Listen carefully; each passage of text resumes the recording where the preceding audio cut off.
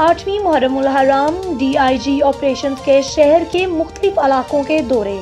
DIG operations Ishfaq Khan का इमाम बारगाह मोरी गेट से बरामद होने वाले शबिया जुल्जना जुलूस के रूट का दौरा।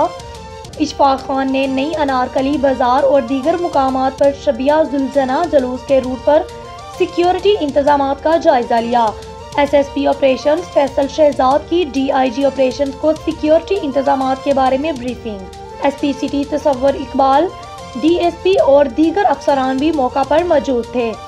DIG ऑपरेशंस की शबिया जुल्जना जुलूस के मुंतजमीन सुंदर शाह शिया अकाबरीन से मुलाकात। जुलूस मुजालिस मुंतजमीन कोरोना खदशात के पेश नज़र शुरा को मास्क पहनकर शरीक होने की तलकीन करें।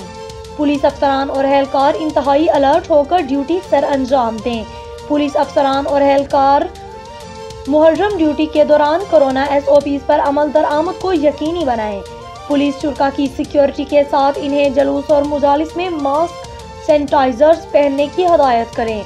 तमाम आज़ादारी जुलूसों और मजालिस को भरपूर सिक्योरिटी फराहम की जाए। किसी भी गैर कानूनी गैर मुतल्लका शख्स को आज़ादारी जुलूसों और मुजालिस में हरगिज़ दाखिल न होने दिया जाए।